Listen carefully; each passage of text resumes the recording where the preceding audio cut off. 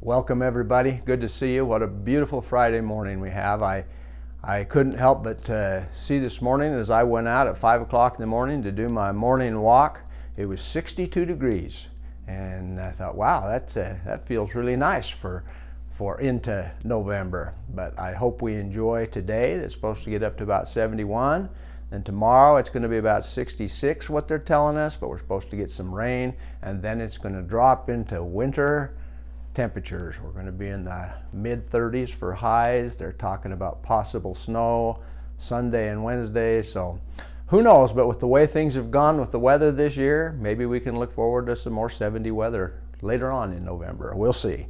But enjoy today, and as a matter of fact, I saw a quote the other day that probably we ought to think is that if you don't learn to enjoy the snow, you won't have any less snow, but you'll have a little less joy.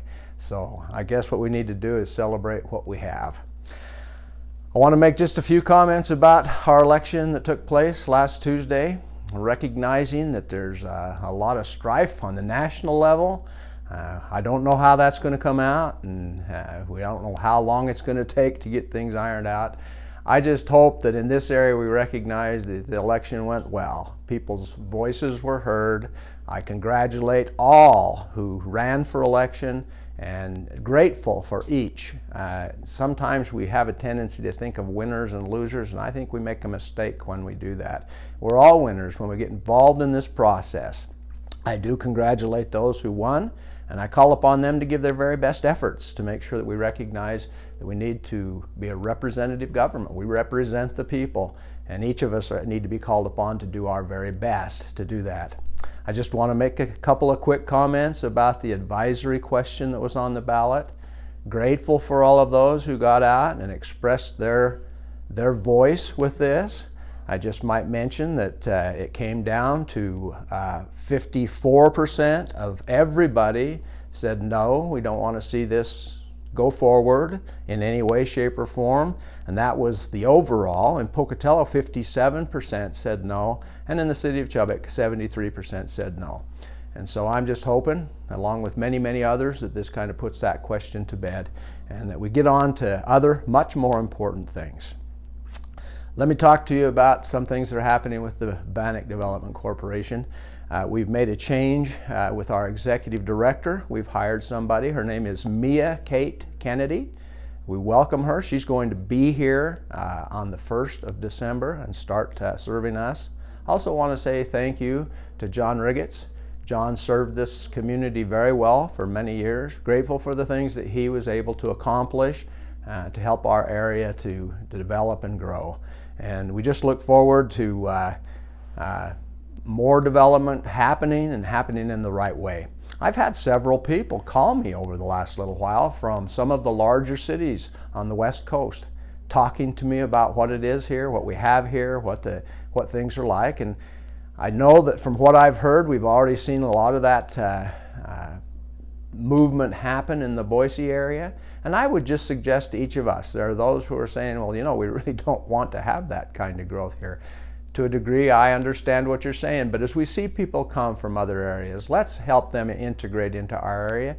Be friendly with them. As you have neighbors move in and they come from some of these larger areas, befriend them. Help them understand why we have the wonderful area to live in that we do. I know one of the concerns is that if they come, that they'll bring some of those thoughts and patterns that have made their area not that pleasant to live in. That's not the experience I've had with the few that I've talked to who have come to this area. They recognize what it is, they have some wonderful values, and they want to see that happen in our community. So what will happen? I don't know for sure, but let's be open to whatever's happening and make it be just as positive an experience as it can be. I want to talk to you for a minute about the College of Technology. I had the opportunity to sit in on a board meeting. I'm on that board this last week. Scott Rasmussen, the Dean of the College of Technology, announced his retirement. Scott, again, has served for many years up there and done some wonderful things. And I just want to say thank you to Scott. I'm sure whoever it is that comes in to replace him will continue with that.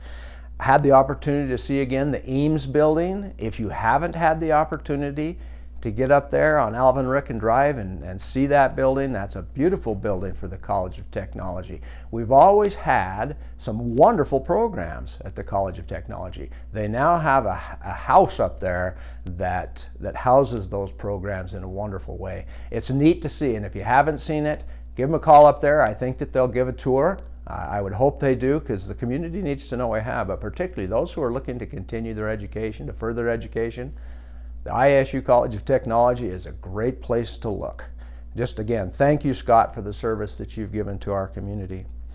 We, during this last week, have been going through an audit. That's a fun experience. I don't particularly enjoy audits, but the audit of the city of Chubbuck I do, because we have a third party coming in with eyes to make sure things are well, and as I had the opportunity to sit with them and talk about some of the things that are happening, they were complimentary to the way things happen here in the city of Chubbuck, and I'm grateful for that. I reviewed our most recent budget numbers, and our budget looks good, and we're doing very well. I also saw the report came from the county, and our mill levy will drop substantially again this year, and I'm grateful for that. I recognize that with the drop of the mill levy, there are still some increases in property values. It probably won't translate to a property tax cut. You are going to see some relief this year, but it's because of a program that the governor put in place that we took advantage of, and so your property taxes might be a little less this year, but that's not a continuing thing. So just the last thing I'll say about that is the legislature is going to be talking about property taxes. We have a challenge with that. It needs to be addressed appropriately, and I would encourage everybody to be educated about what property taxes are, what they do, and what the potential is for other possible funding sources, to make sure that if we do property tax relief, I hope that it's done in a very real fashion. I get that there needs to be some relief, but there also needs to be a full discussion as to how we fund the different projects that happen in the name of government. I want to talk to you for a minute about the coronavirus. We recognize that there's a lot that have said we're spiking in this area. I just want to talk to you about the city of Chubbuck. I can't tell you the reasons particularly that the numbers are low here, but they are. We don't have a lot of people with the virus. We have only had just a very few hospitalized, and again, to my knowledge, we've experienced no deaths in our community. And I've asked the health district to make sure and let me know what those numbers look like, and it's been a while since I've had a direct report from them, but the reports that I have, as well as the feelers that I have out in the community, we're doing well. So we must be doing something correct. Whatever you've been doing, continue to do it, and let's work on this together. If you've followed our website, we've changed our front desk hours again. There's been just a little bit of concern about that expressed from a particular portion of our community.